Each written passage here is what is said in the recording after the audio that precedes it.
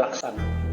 Artinya, siapa yang dipanjangkan umurnya, otomatis sebagian dari kita akan menempuh masa pikun, masa lemah, masa tidak berdaya, masa berjalan susah, masa mengingat sesuatu pun menjadi payah. Maka sebagian dari orang tidak siap menghadapi hari tua. Sebagian dari orang sudah mulai stres menghadapi hari tua. Apa yang dia pikirkan ketika hari tua? Siapa yang akan merawat? Siapa yang akan menjaganya? Apa yang akan dimakannya? Bagaimana kalau dia sakit? Dan lain-lain sebagainya. Ini adalah kekhawatiran dari kita semua di masa tua. Malah ada yang sudah menabung berpuluh-puluh juta, mendepositokan uang di bank atau membeli tanah, membangun rumah bagus-bagus.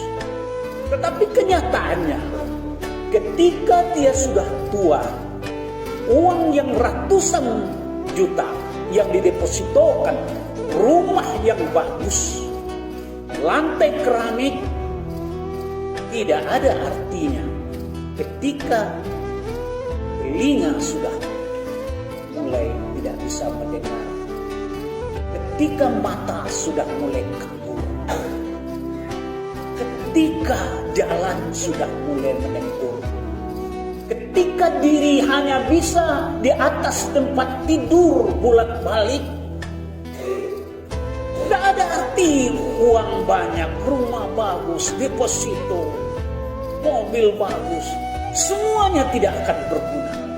Karena hanya satu yang menjadi pemikiran manusia ketika itu, bagaimana dia sehat di hari tua. Uang tidak akan berguna kalau tidak sehat. Mobil yang mewah, miliaran harganya tidak akan berguna kalau badan tidak sehat. Tetapi Allah sudah bilang, ketika kita tua, kita akan dikembalikan kepada masa lemah, masa tidak berdaya. Dan ini akan kita lalui. Sementara di sisi lain, kita ingin hidup di hari tua, hidup yang tenang, hidup yang bahagia, hidup yang duduk-duduk, pergi ke masjid, dengarkan pengajian. Tetapi sebagian dari kamu, kata Allah, ada yang tidak bisa seperti itu. Lalu bagaimana solusinya? Solusi yang pertama, jangan sia-siakan masa muda. Jangan sia-siakan masa kuat. Dan jangan berpikir kalau beragama itu seperti simsalabim. Karena ada orang yang bertanya, kenapa belum ke masjid? Oh, nanti sudah tua saja. Kenapa belum sholat? Ya, nanti kalau sudah tua saja. Kenapa tidak ikut wirid? Sudah tua aja. Kenapa tidak ikut baca Al-Quran? Nanti sudah tua aja. Kebanyakan orang kadang-kadang ada yang berpikir seperti itu. Masa kuat saja, ketika masih kokoh saja, ketika masih cerdas saja, ketika kita tidak pelupa saja, masih kita tidak sanggup untuk sholat, masih tidak sanggup untuk datang ke masjid, masih tidak sanggup untuk melaksanakan sholat Jumat. Apalagi kalau sudah pikun, jalan susah, ingatan sudah mulai ngelantur, batuk sudah mulai berhambur. Tidak mungkin. Ketika sudah tua, kita bisa mensulap diri kita. Oh, nanti tua saja. Jangan.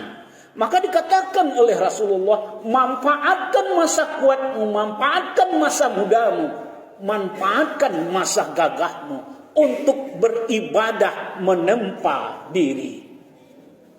Tak mungkin beragama itu bisa-bisa kita sudah tua langsung saja jadi alim.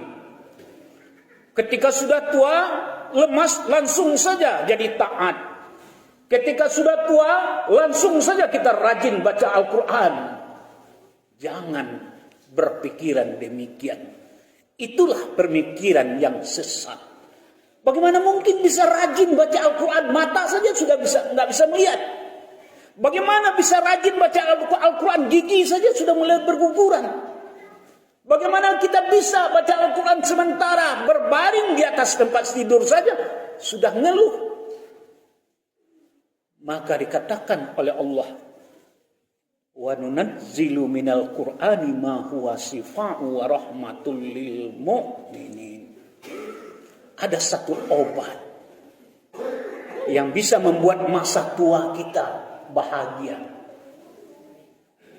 Allah sudah tunjukkan resep bagaimana masa tua bahagia. Apa resepnya supaya masa tua bahagia? Di hari tua kita tenang, di hari tua kita tidak banyak masalah, tidak banyak problem. Baca Al-Quran. Orang yang rajin baca Al-Quran, lihatlah, perhatikanlah. Umur 90 tahun matanya masih terang. Umur 90 tahun jiwanya masih tenang. Umur 90 tahun masih kuat ke masjid. Umur 90 tahun, 100 tahun masih kuat ibadah. Umur 90 tahun senyumnya masih manis. Tidak ada keluh kesah. Karena Allah sudah janjikan, siapa yang rajin baca Al-Quran di masa mudanya, di masa tua dia akan diberikan kesehatan oleh Allah. Takdir memang menentukan kalau kita sudah tua kita lemah. Tetapi doa kita